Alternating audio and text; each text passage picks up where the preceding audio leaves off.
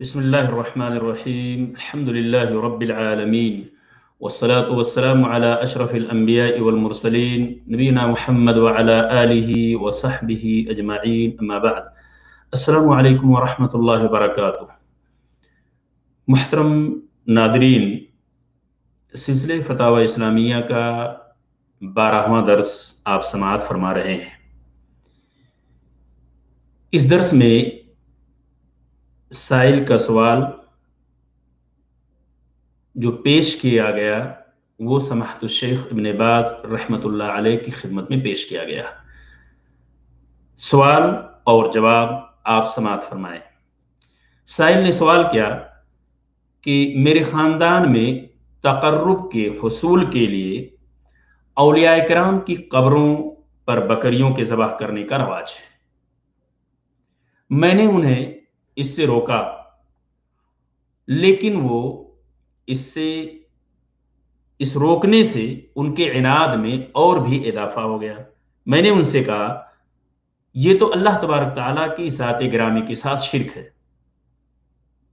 تو وہ کہنے لگے کہ ہم اللہ کی اسی طرح عبادت کرتے ہیں جس طرح اس کی عبادت کا حق ہے، لیکن اگر ہم اولیاء کی زیارت کریں اور اپنی دعاؤں میں اللہ تبارک تعالیٰ سے یوں کہیں کہ اپنے فلاں ولی کے طفیل ہمیں شفا عطا فرما یا ہماری فلاں مصیبت کو دور کر دے، تو بھلا اس میں گناہ کی کون سی بات ہے؟ میں نے کہا کہ ہمارا دین واسطے کا دین نہیں ہے۔ تو وہ کہنے لگے کہ ہمیں ہمارے حال پر چھوڑ دو۔ میرا اصل سوال یہاں سے شروع ہوتا ہے۔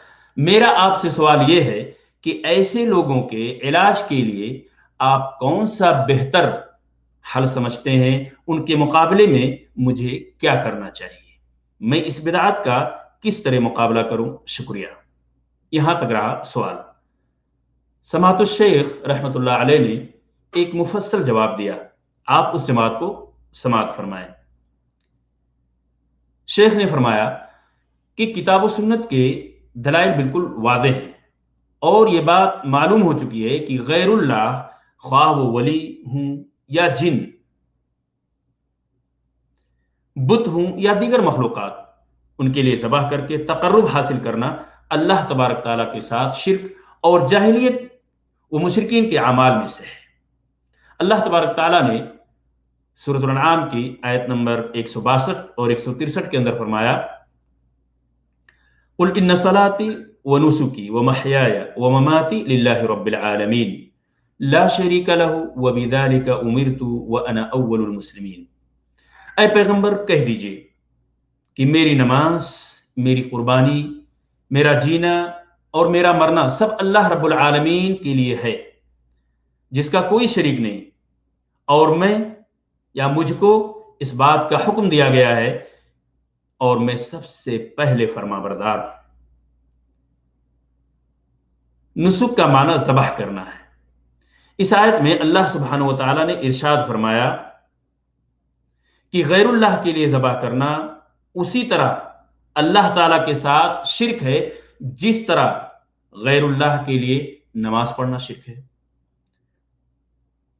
اللہ تبارک تعالیٰ کا ارشاد سورۃ الکوثر کے اندر اللہ تعالیٰ نے فرمایا انا اعطیناک الکوثر فصل لربک وانحر۔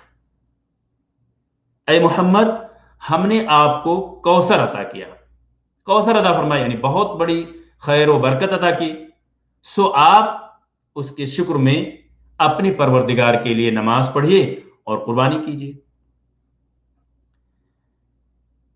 ان آیت کریمہ میں اللہ تعالیٰ نے اپنے نبی کو صلی اللہ علیہ وسلم کو یہ حکم دیا کہ وہ اپنے رب کے لیے نماز ادا کریں اور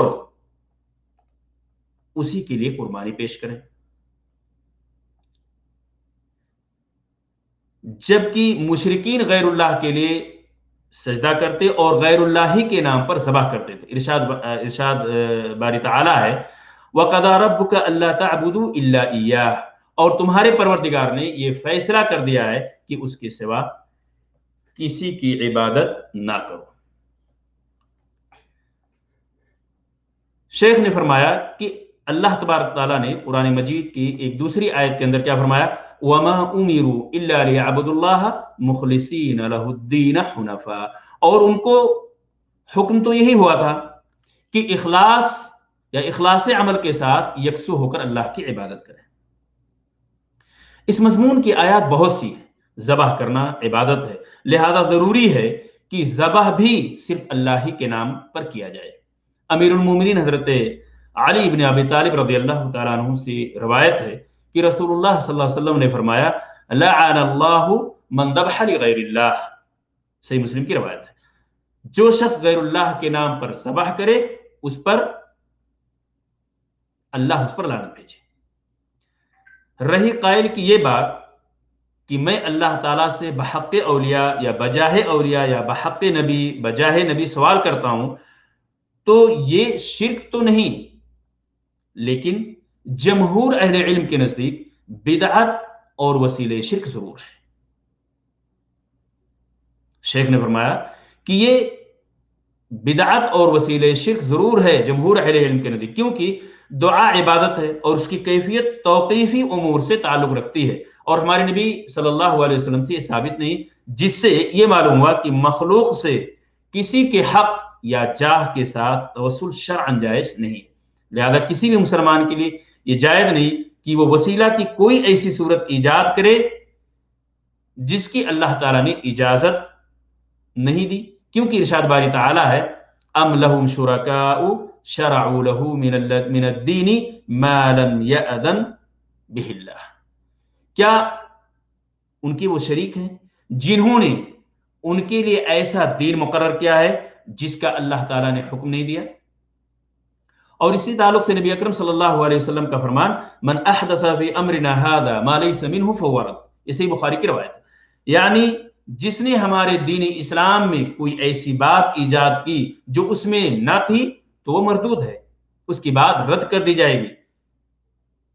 और इस हदीस की सेहत पर इमाम बुखारी और मुस्लिम का इत्तेफाक। और सही मुस्लिम की रवायत है जिसे इमाम बुखारी ने भी अपनी सही में तालीकन जिक्र किया है। फरमाया, मन आमिला अमलन लैसा अलैहि अमरुना फहुव रद्द। जिसने कोई ऐसा अमल किया जो हमारे दीन यानी इस्लाम में नहीं है तो वो उसकी बात क्या है, मरदूद है, उसकी बात रद्द कर दी जाएगी। रसूलुल्लाह सल्लल्लाहु अलैहि वसल्लम के फरमान में रद्द के माना क्या है, फहुव रद्द। रद्द के माना यह है कि उसे काम करने वाले के मुंह पर दे मारा जाएगा और हरगिज हरगिज काबिल कबूल वो बात ना होगी उसकी। लिहाजा मुसलमान पर यह फर्ज है कि सिर्फ उसकी पाबंदी करें जिसका अल्लाह ताला ने हुक्म दिया है और उससे इज्तनाब करें, हर उस काम से इज्तनाब करें जो बिदआत लोगों ने इजाद कर रखी है। जिस वसीले को शरई हैसियत हासिल है, जिस वसीला की शरीयत में इजाजत दी गई है, वो अल्लाह तबारक ताला के अस्माए हुस्ना के, अल्लाह ताला के सिफात, उसकी तौहीद, अमाल सालिहा और उसके रसूल सल्लल्लाहु अलैहि वसल्लम, अल्लाह और उसके रसूल सल्लल्लाहु अलैहि वसल्लम के साथ ईमान, अल्लाह और उसके रसूल सल्लल्लाहु अलैहि वसल्लम की मोहब्बत और इस तरह के दीगर नेकी के और भलाई के कामों का वसीला पकड़ना जायज़ और दुरुस्त है। वल्लाहु वलियुत तौफीक। यहां तक रहा शेख का इब्न बाज़ रहमतुल्लाह अलैह का जवाब। नाज़रीन किराम, इस बात से हमें बखूबी ये जानकारी मिल गई कि उन तमाम चीजों से, तमाम वसाइल या तमाम वसीले जो लोगों ने बिदात और खुराफात के तौर पर इजाद कर रखे हैं, जिनका शरीयत से कोई ताल्लुक नहीं है, शरीयत से उसकी कोई दलील नहीं है, उन तमाम से हमें परहेज करना चाहिए। और चाहे वो गरचे शिर्क नहीं है लेकिन ये शिर्क की तरफ ले जाने का एक जरिया है, उनसे भी हमें परहेज करना चाहिए। अल्लाह तबारक ताला से दुआ है कि अल्लाह ताला हम सबको बिदात और खुराफात और शिर्क से महफूज रखे। आमीन। अस्सलामु अलैकुम व रहमतुल्लाह।